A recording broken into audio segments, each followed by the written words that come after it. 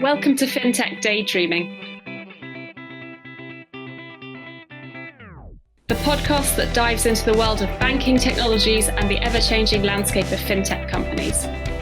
We bring you real-life examples from global and local thought leaders, as well as experts working within the financial industry, and seek out the best stories from the front lines of financial services innovation, where dreams of industry pioneers meet reality.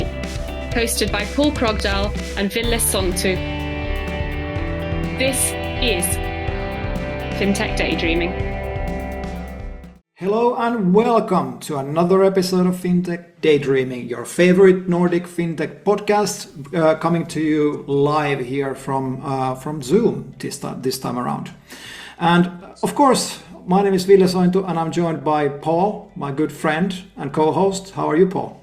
I'm good. I'm just intrigued as to why you felt it relevant to mention that it's coming with Zoom.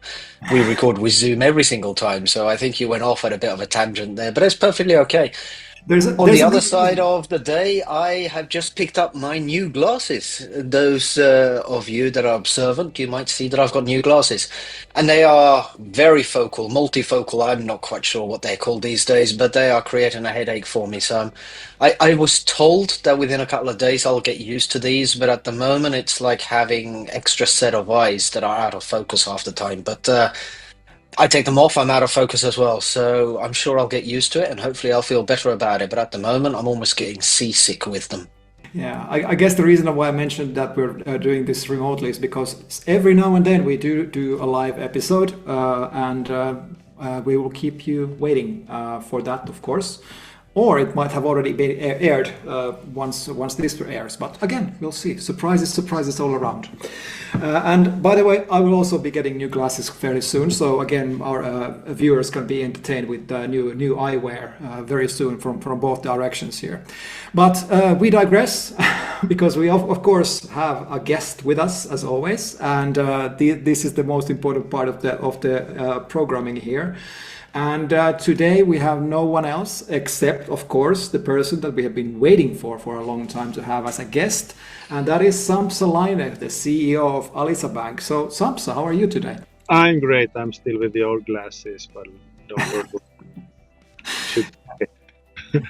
So if the intel is correct from Paul, it sounds like new glasses are a headache. So maybe we are the lucky ones in this recording, Sampsa. So sounds like that. Indeed. But good. Again, fantastic to have you with us. Those of you who have listened to our podcast before, might have noticed that we talk very often about Alisa Bank. So that's why this was a very anticipated episode, at least from our perspective, from me and Paul. And why don't we start from the usual? So Sampsa, maybe a little bit of your background and how did you end up at Alisa and what are you up to these days?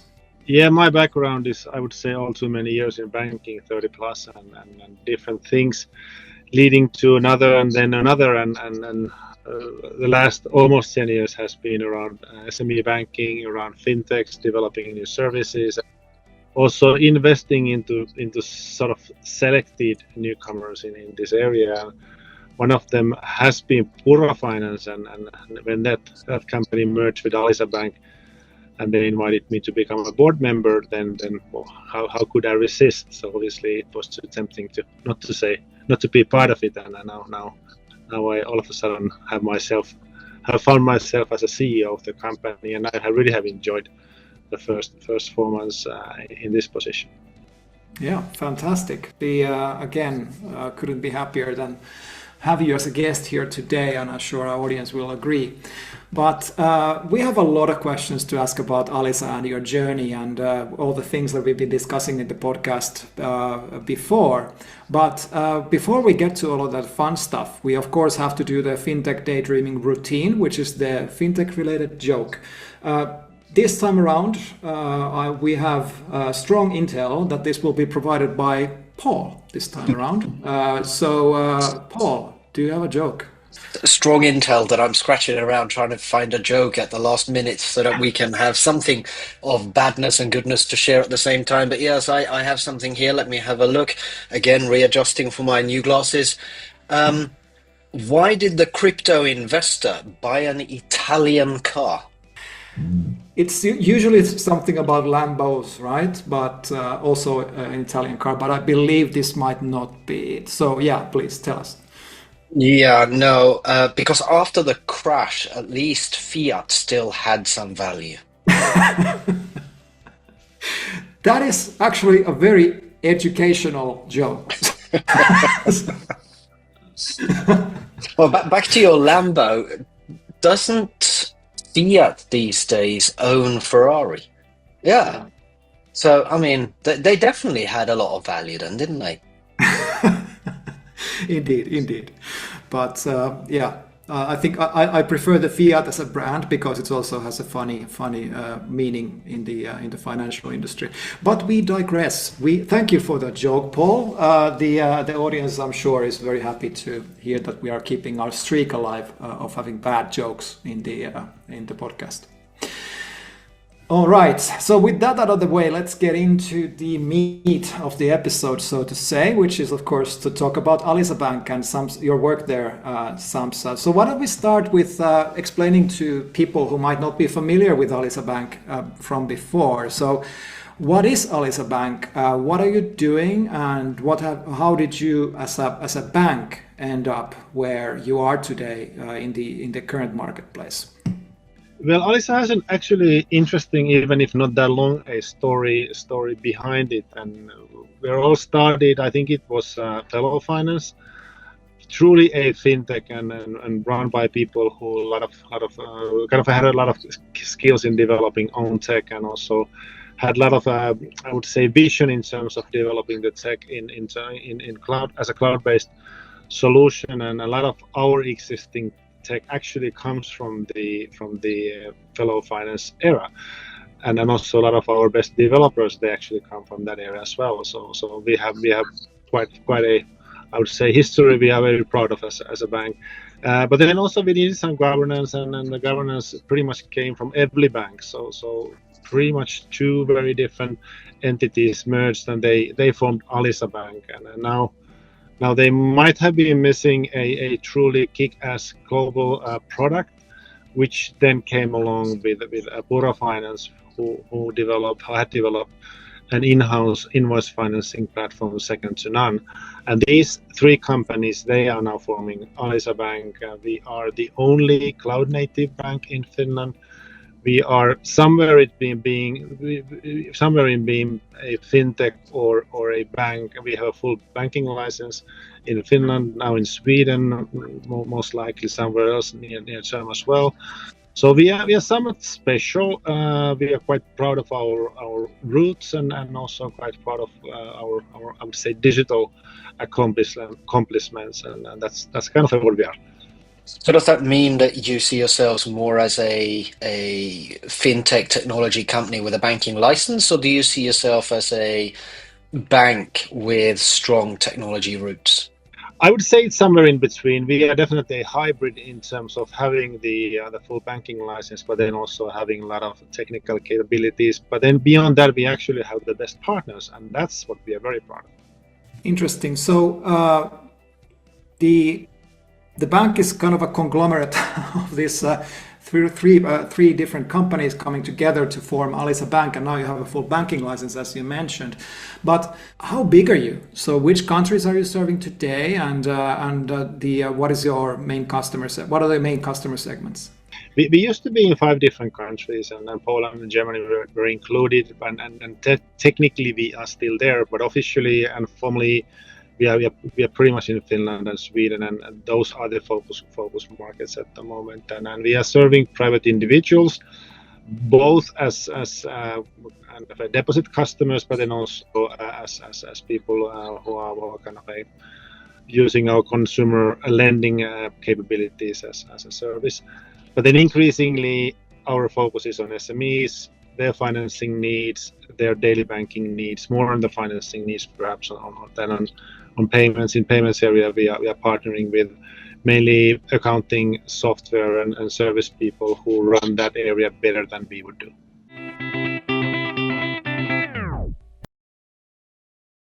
So a lot of banks tend to differentiate on how they specify SME and the SME space. You look at the larger banks, they tend to have quite a wide spectrum when they talk about SME.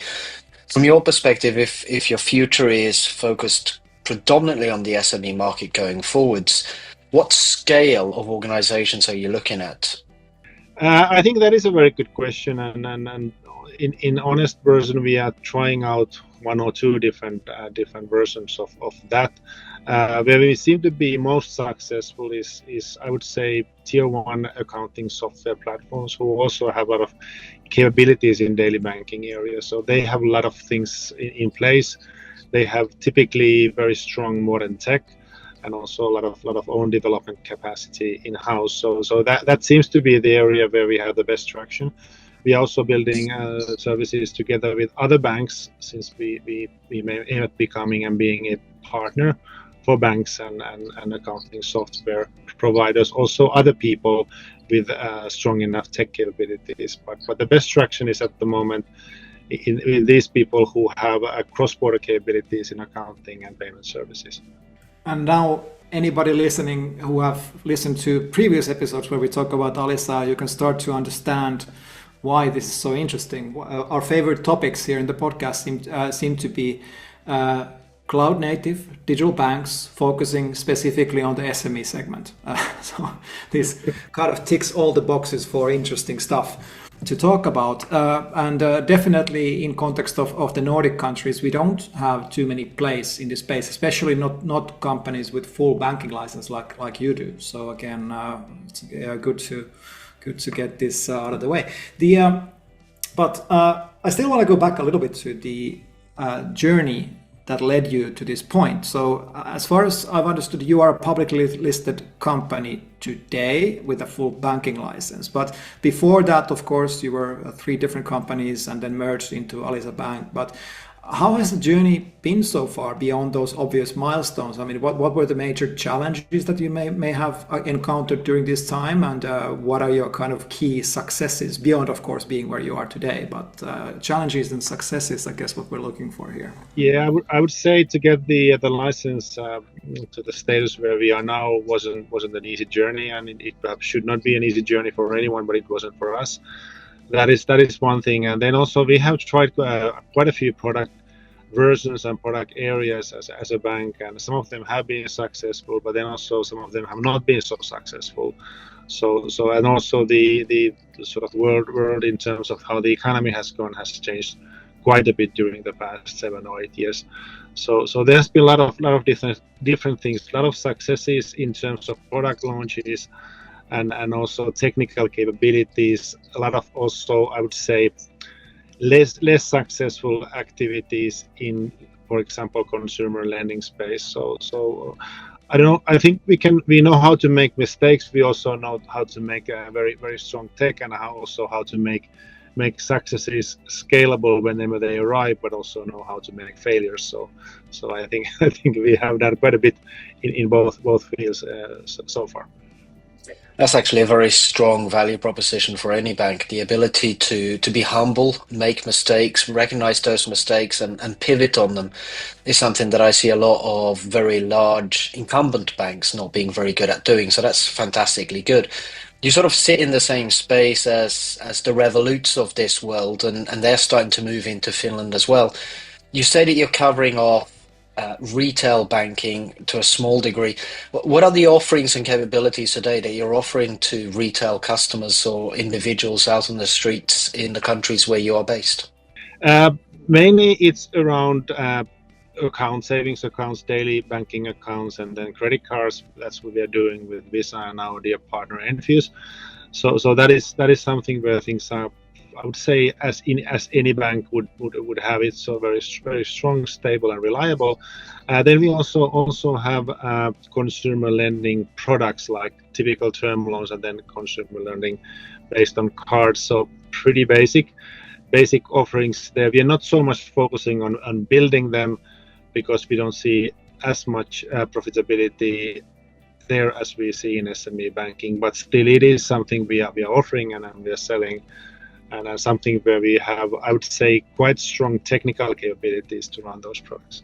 You mentioned, of course, that you want to learn from your mistakes and you're good at making them, which is actually, like Paul said, a fantastic thing to have in a bank. Anybody who's working in large banks knows that making mistakes tends to be quite fatal in the large banks. So again, embracing the learnings from mistakes, of course, is very important. But that brings another kind of line of questioning here, which is the fact that you are a publicly listed company. So does that change anything in this dynamic? I mean, having this level of transparency that you, of course, if you would be a private company, would not be there. You are a public company. So again, there's a lot of transparency that comes with it. Does this change anything in the way you run the bank if you would compare to if you would be completely private?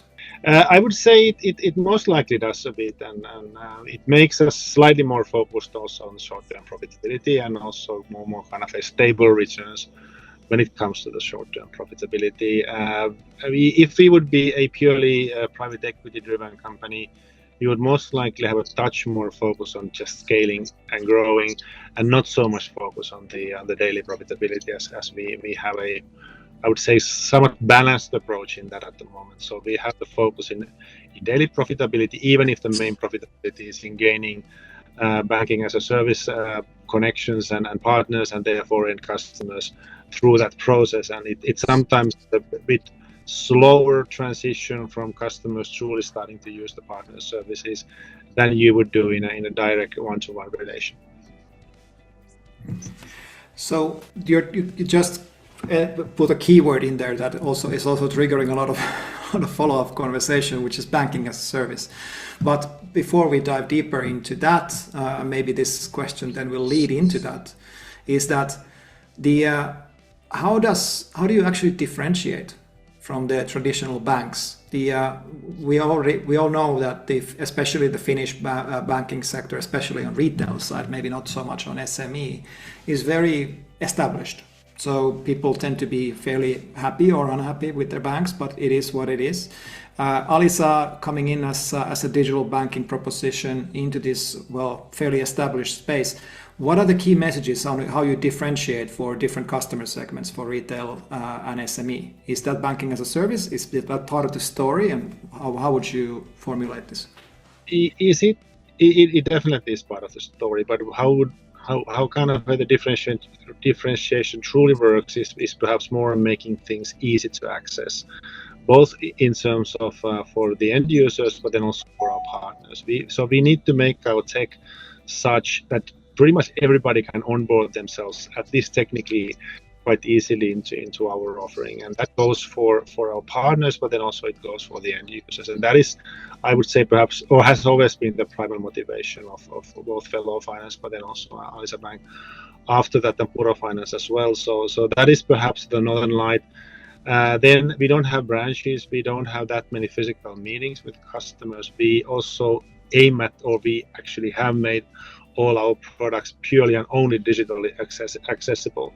So that's also one of the kind of choices we have made, and some perhaps also a thing which has made it easier to run it because we are pretty much kind of digital only, and increasingly also supported by a non-human advisory, and that's what we are also developing as a bank. We believe we have a lot of, I would say, believe and also some facts already to support our AI sort of initiatives, even if they are early stage, but still even those make us believers in tech and in tech solving a lot of I would say problems in difficult or slow access to banking services.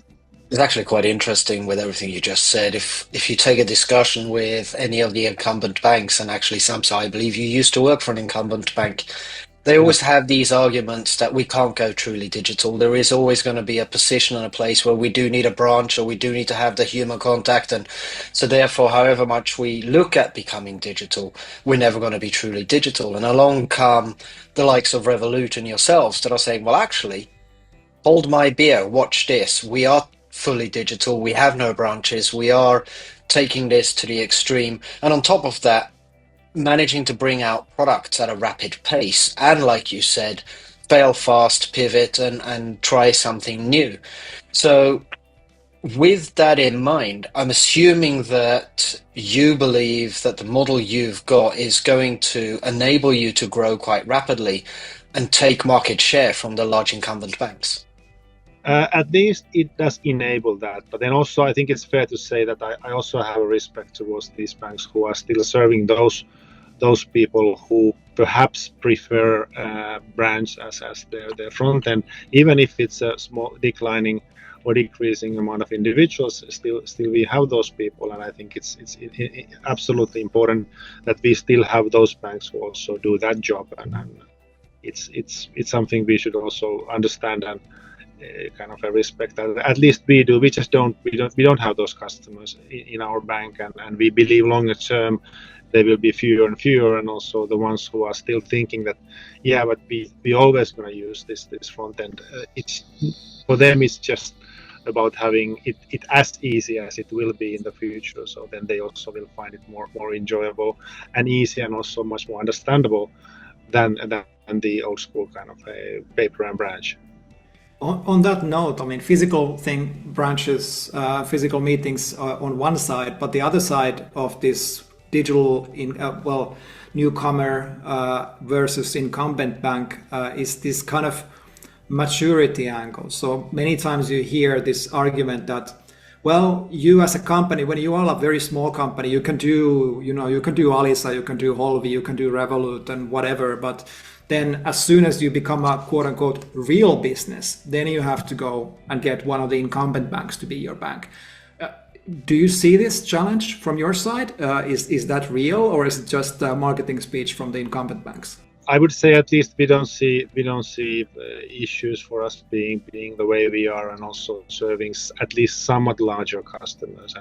But as I said also before, there are definitely still individuals and customers who want to have it differently, even if it will be a smaller and smaller amount of end users. Still, there are those people, and I think it's important for any banking service provider that they have a clear focus on what they do and how they do, and how they will focus, and that's just how it is. But in terms of serving even larger, at least somewhat larger corporate customers, they have not been asking where our branch offices are. They have been more asking whether we have enough balance sheet.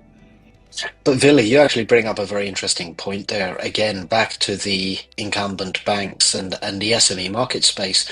Traditionally, incumbent banks have to a certain degree stayed away from the SME space because it's the return on the cost traditionally was very, very high, because banks had to treat them as large corporates, and a lot of that was manual. It wasn't very digital, and therefore, big cost, very little return.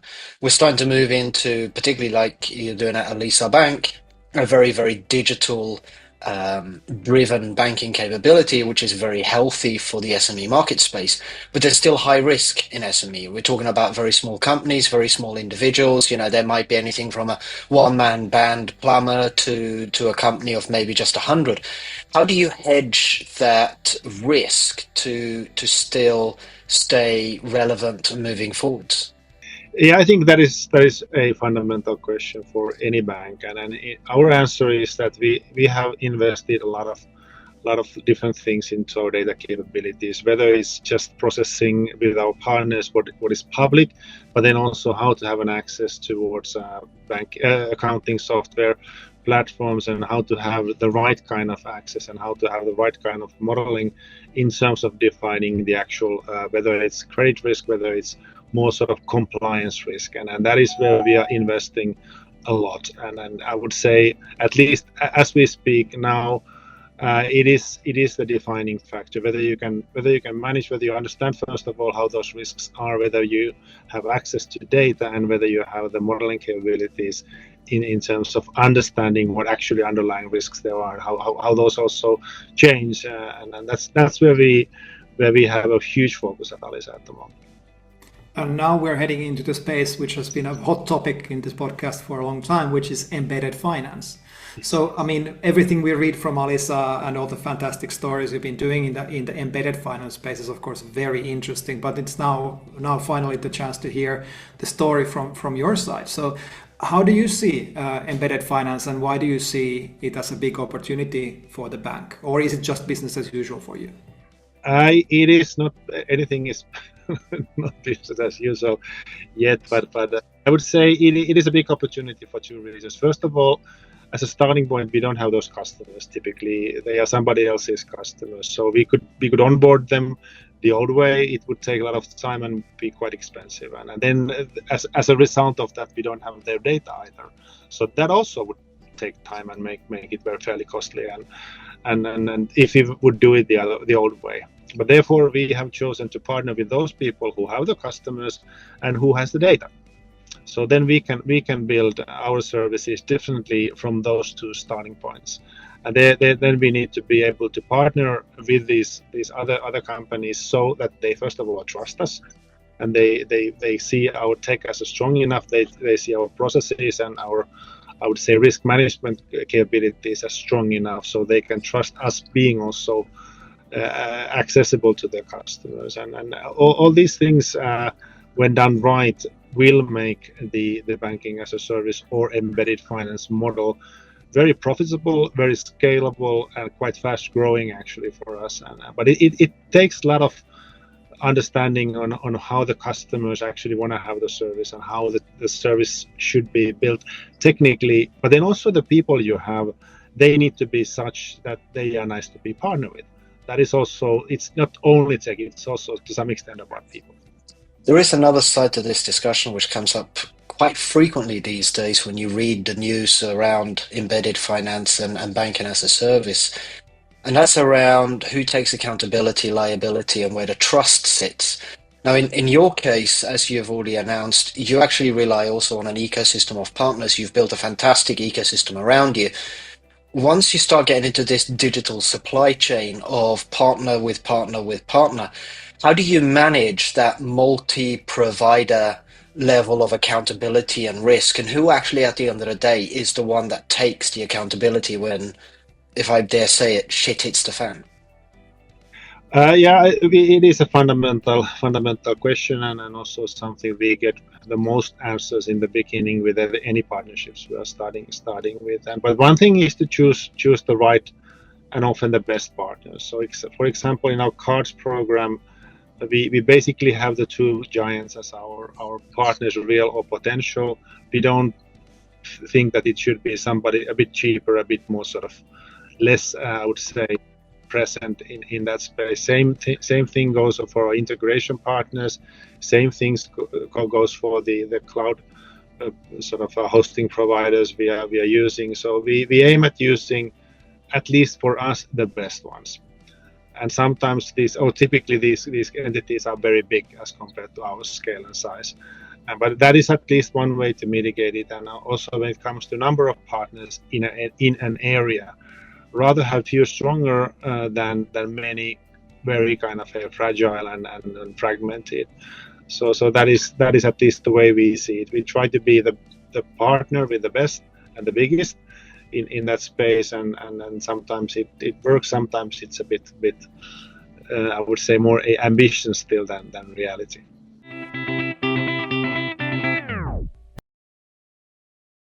I'm going to circle back to the risk conversation soon, but before we go there, one of the catchphrases you hear in many of these fintech conferences and any conversation when it comes to embedded finance is that embedded finance is nothing but just basically putting a new label on PSD2 open banking APIs. This is the story you hear, especially coming from banks that are, well, less interested in making investments into broader portfolio of embedded finance services.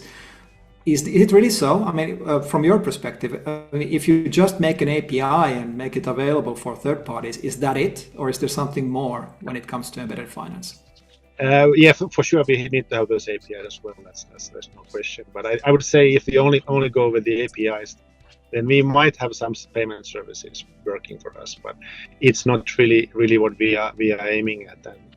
And we need to convince the third party, typically a bigger entity than us, that we have some capabilities we are doing better than anybody else, or at least the ones with whom they are discussing or having the optionality.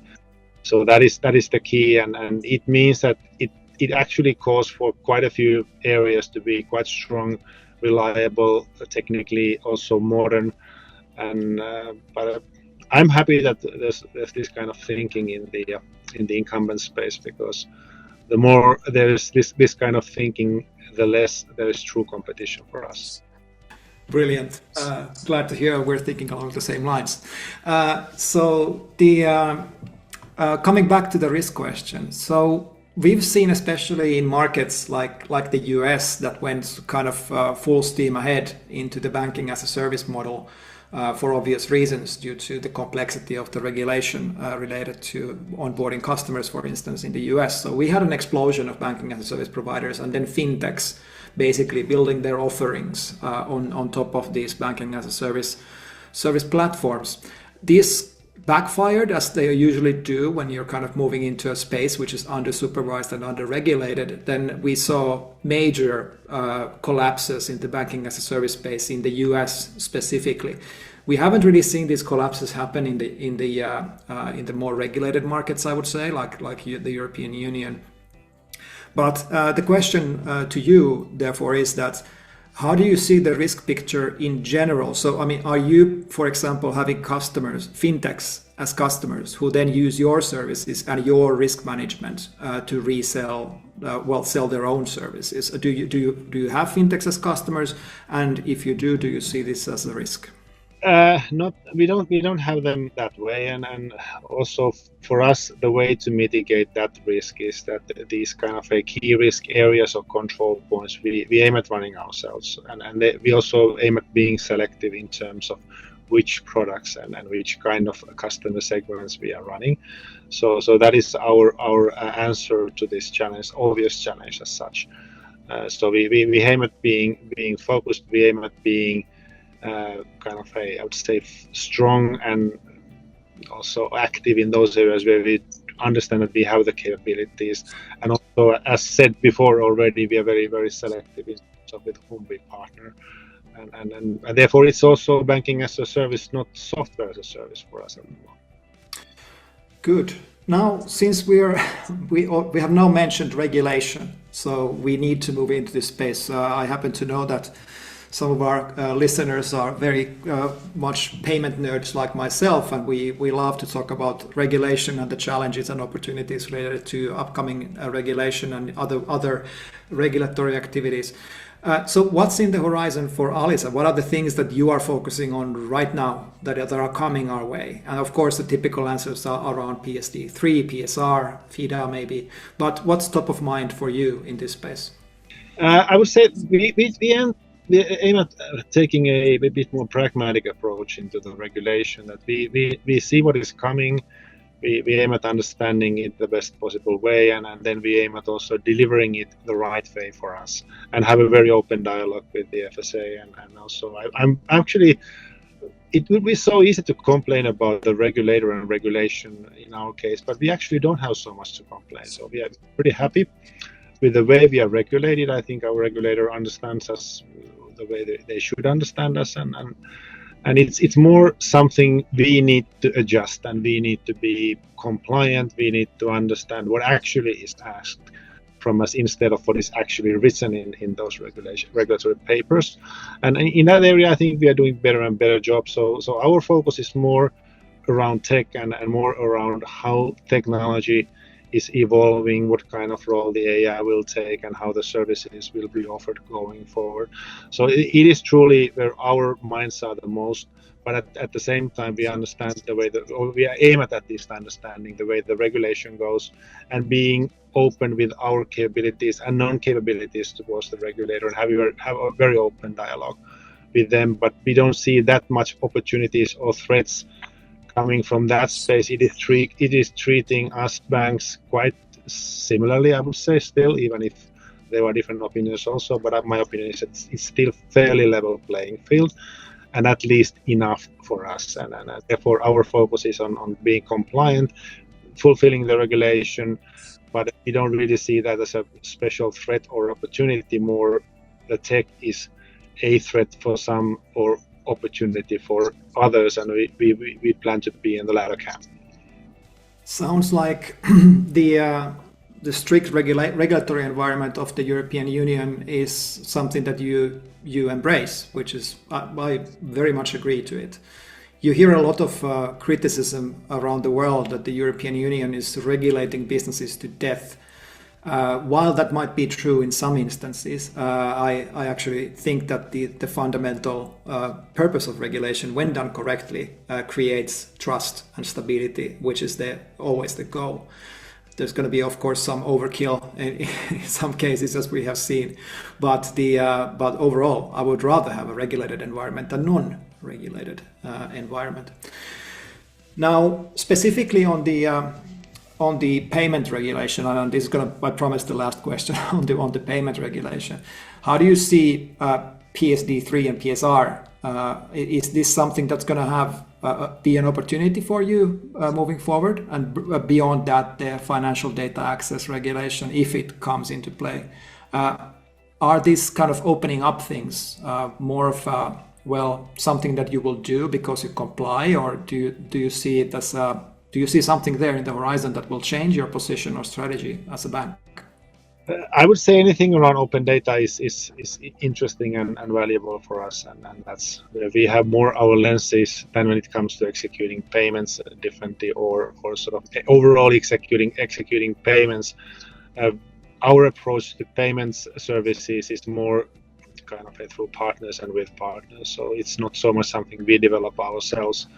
We aim at having those services our customers need, but then also increasingly, especially in the corporate SME space, our approach is to partner with people who can run those payments, invoicing and all these things, data included, better than we would do, and that's how we see it. But whenever it comes to access to data, and whenever the data becomes more standardized and more easy to use for our financing product purposes, the happier we will become.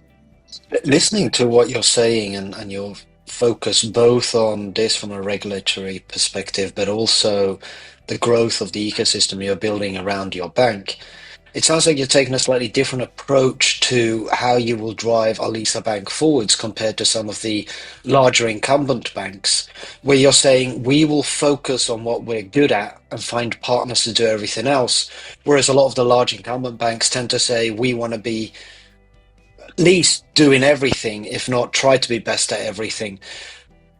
Are you putting a focus on we will do one or two things best and find partners for everything else? Is that part of your strategic approach?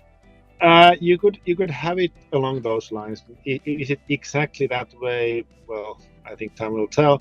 But our approach is to be very selective in where we aim at being good at, and then trying to challenge the kind of the national borders in those strong areas and be more, I would say, scalable beyond borders than just within the borders, and then understand that we cannot do and we should not do all products, and there are in those areas where there are clearly better people doing that product area, we partner and also have perhaps some joint activities in developing those services, but more to be something like Wise has been, instead of something I don't want to put any names for the incumbent banks, but you have all the names.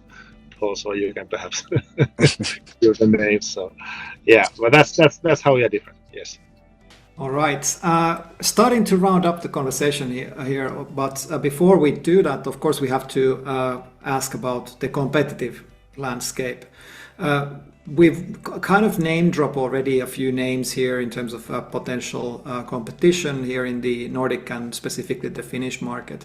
You are a digital native cloud-based neobank, I would say, and there's not much competition as far as I know right now, or is there? And do you see this picture changing in the near future? How do you see yourself and preparing for the competition?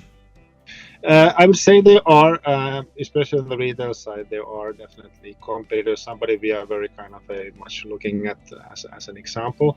SME space to some extent as well, perhaps not so much, but we see it more something where people like us will win it jointly, instead of, at least near term, us so much competing versus other.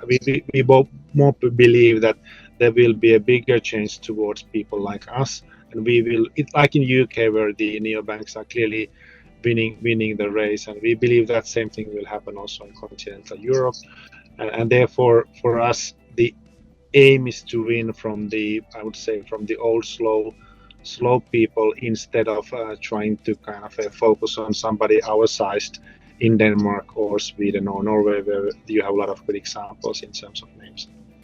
It sounded to me very much like you believe the future of banking is going to be dominated by platforms, very similar to what I keep saying. Do you agree with that, Sampsa?